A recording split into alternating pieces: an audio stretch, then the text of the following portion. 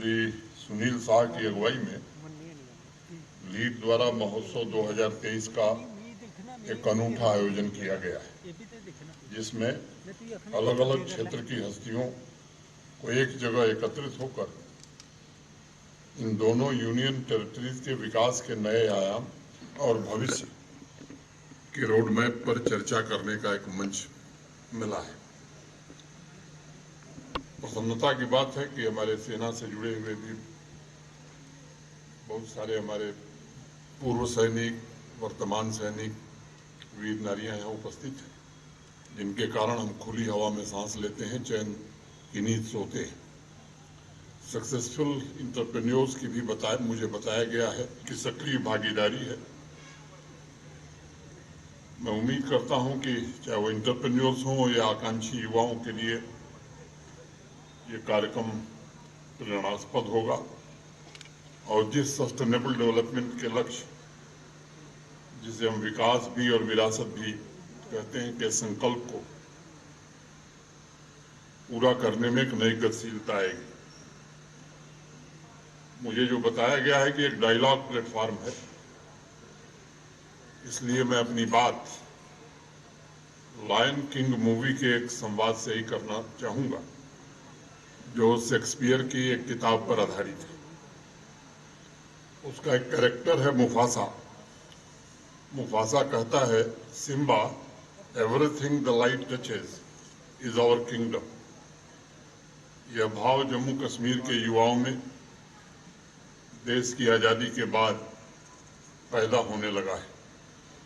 जहां तक उनकी नजर जा रही है, वहां तक संभावनाओं से भरे परिदृश्य उन्होंने देखने शुरू किए हैं। बिना किसी बंदिश के उन्हें न सिर्फ अपने जीवन को अपनी मर्जी से जीने का अवसर मिल रहा है, बल्कि अपने सपनों को पूरा करने के अनगिनत रास्ते भी खुल रहे हैं।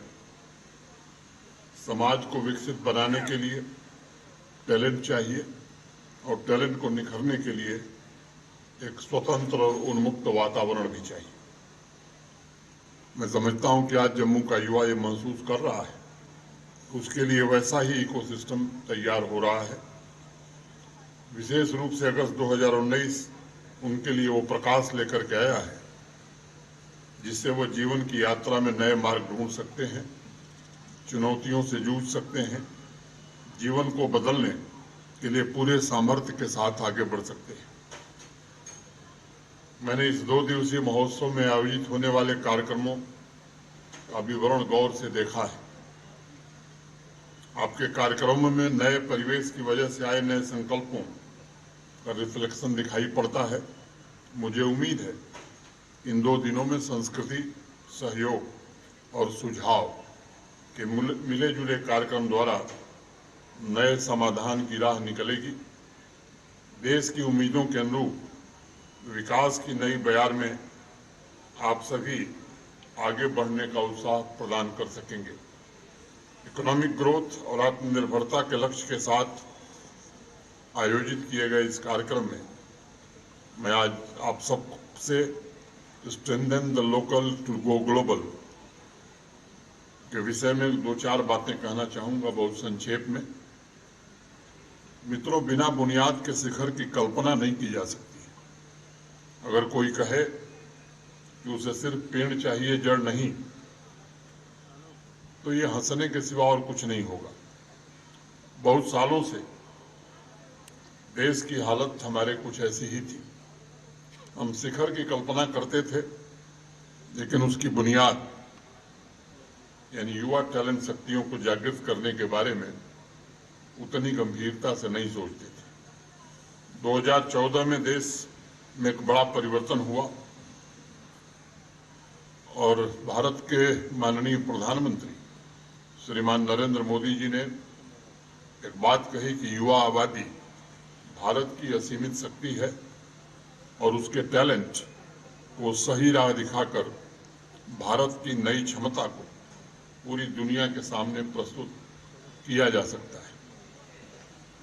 लंबे समय के इंतजार के बाद राष्ट्रीय शिक्षा नीति देश के नौजवानों को, विद्यार्थियों को प्राप्त हुई, जिसने पूरे एजुकेशन सिस्टम में वर्तमान जरूरतों के मुताबिक आदर्श बदलाव किए। 2016 से लेकर अब तक मान्यता प्राप्त स्टार्टअप्स की संख्या में 100 गुना वृद्धि हुई है।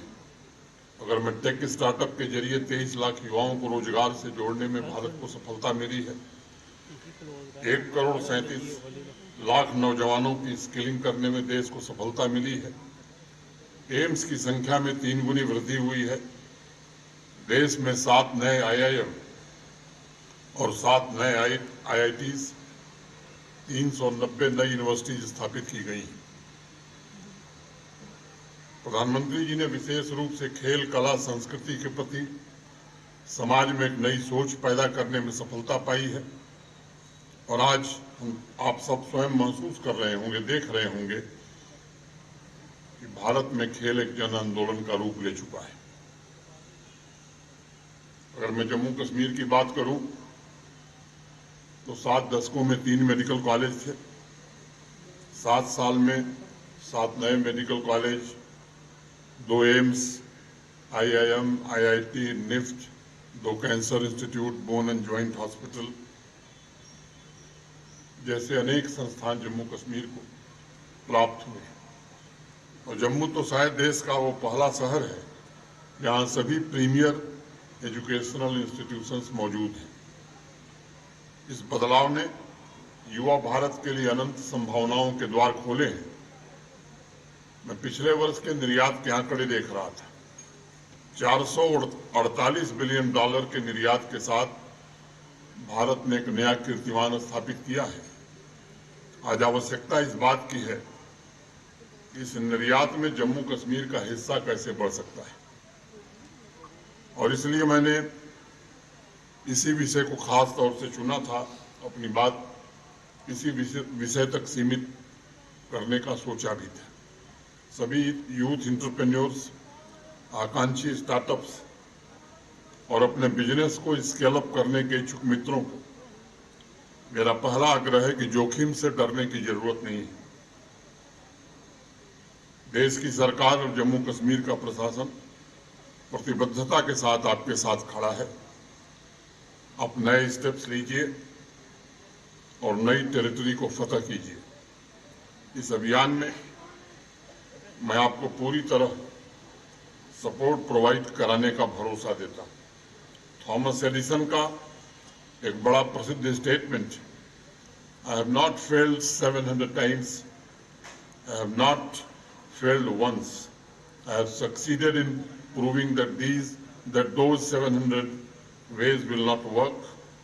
When I have eliminated the ways that will not work, I will find the way that will work. सभी नई सफलताओं का जन्म किसी न किसी असफलता से ही होता है। सभी एंटरप्रेन्योर्स के लिए मुझे एक बात कहनी है कि अपने बिजनेस की लोकल लीडरशिप को स्ट्रांग बनाने की आज आवश्यकता है। माननीय प्रधानमंत्री जी ने vocal for local, district export hubs, 1 district 1 product जैसे कार्यक्रमों के माध्यम से एंटरप्रेन्योर्स को अवसर दिया है कि कर्तव्य पथ पर चलकर वो नई उम्मीदों, नए संकल्पों को साकार कर सकते हैं। अगर हम लोकल स्ट्रेंथ को नए आयाम प्रदान करने में सफल होते हैं तो मल्टीपल मार्केट के विकल्प हमारे सामने मौजूद होंगे। ये स्ट्रेटजी न सिर्फ हमें आत्मनिर्भर बनने और स्वदेशी उत्पादों के प्रमोशन में सहायक होगी, बल्कि नीश मार्केट का एक बड़ा सेगमेंट एंटरप्रेन्योर्स भविष्य में टारगेट कर सकते हैं। अभी एक रिसर्च हुआ है जिसके मुताबिक अगर आपको मोबाइल की रिंग नहीं भी बज रही है तब भी हर 10 से 12 मिनट में एक बार यूजर अपना फोन चेक करता है, यानी 1 घंटे में कम से कम 5 बार। अगर दिन का हिसाब लगाएंगे तो 80 बार और महीने भर का हिसाब लगाएंगे तो सामान्य तौर पर लगभग 2000 बार लोग अपना मोबाइल चेक कर रहे हैं। उस रिसर्च में यह भी कहा गया है कि उन 2000 अवसरों पर आप क्या सोच रहे हैं, कौन से ऐप या सर्विसेज को आप देख रहे हैं, उनका अध्ययन करके लोकल मार्केटिंग के नए एवेन्यूज तय किए जा सकते हैं। आज यहाँ जम्मू कश्मीर के बहुत से एंटरप्रेन्योर्स मौजूद हैं जिन्हें इनका लाभ मिल सकता है। दिल्ली, मुंबई छोड़िए, पटियाला जैसे छोटे शहर में अगर कोई यूजर 80 में से 30 बार इंस्टाग्राम पूरे दिन में देखता है तो आपके लिए अवसर है कि आप अपने प्रोडक्ट की जानकारी उस तक सुविधापूर्वक कैसे पहुंचा सकते हैं।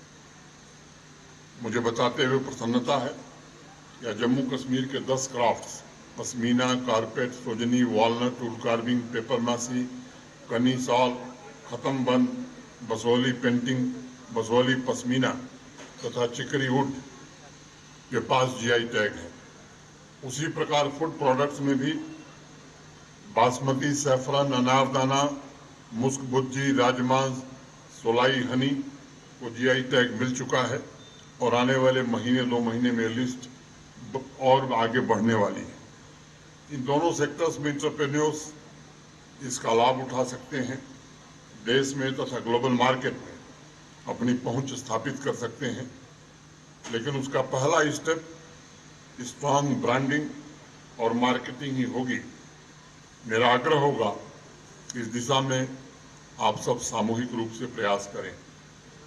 Vocal for local district exports hubs को मैं नई सामाजिक आर्थिक क्रांति का महत्वपूर्ण टूल मानता हूं और जिस प्रकार से, जिस गति से औद्योगिकीकरण, इंडस्ट्रियलाइजेशन हो रहा है, मुझे उम्मीद है कि एंटरप्रेन्योर्स का लोकल स्ट्रेंथ जम्मू कश्मीर की दशा और दिशा जरूर तय करेगा। 600 से ज्यादा नए स्टार्टअप्स, 86,000 करोड़ रुपए के इंडस्ट्रियल इन्वेस्टमेंट के प्रस्ताव, हजारों करोड़ रुपए के निवेश से ऑपरेशनल हो चुकी इंडस्ट्रीज के महत्वाकांक्षी जम्मू कश्मीर का निर्माण पिछले 3-4 वर्षों में हो सका है। डिजिटल इंडिया मिशन को जमीन पर साकार किया गया है। एजुकेशनल इंस्टीट्यूशंस में आज इस बात का कंपटीशन पैदा हुआ है कि कौन बेहतर इंक्यूबेटर बन सकता है। अभी पिछले महीने ही जम्मू यूनिवर्सिटी में स्टार्टअप उत्सव मनाया गया था और स्टार्टअप यात्रा के द्वारा यूनिवर्सिटी ने अगले 5 वर्षों में 500 नए स्टार्टअप शुरू करने का लक्ष्य रखा है। ऐसे ही Islamic university of science and technology ने पिछले महीने स्टार्टअप इकोसिस्टम को सशक्त बनाने के लिए अनेक नए इनिशिएटिव लिए हैं और सिडबी की मदद से यूथ एंटरप्रेन्योर्स को ट्रेनिंग और फाइनेंशियल सपोर्ट प्रदान करने में मदद कर रहे हैं। जम्मू कश्मीर प्रशासन से भी हैंड होल्डिंग और मेंटरिंग की सभी सहूलियतें उपलब्ध कराई जा रही। आज सबसे बड़ी आवश्यकता इस बात की है कि हम अपने लोकल सामर्थ्य को समझें, अपने विजन को विस्तृत करें और देश ने जिस प्रकार अपने यहाँ बनी चीजों को अपनाने का मन बनाया उसे आत्मनिर्भरता का साधन बनाएं। मैं धन्यवाद देना चाहूंगा पूरी आयोजन से जुड़े सभी बंधुओं को जिन्होंने एक बृहद आयोजन किया है। मैं मां माता वैष्णो देवी से प्रार्थना करता हूं इस आयोजन के सफलता की। आर्मी तथा अवकाश प्राप्त आर्मी ऑफिसर्स, सैनिकों और वीर नारियों के प्रति मैं विशेष रूप से हृदय से कृतज्ञता ज्ञापित करता हूं। एक बार पुनः महोत्सव 2023 के सफलता की बहुत बहुत शुभकामनाएं देता हूं और लीड के प्रयासों की सराहना करता हूं। बहुत बहुत धन्यवाद। नमस्कार। जय हिंद।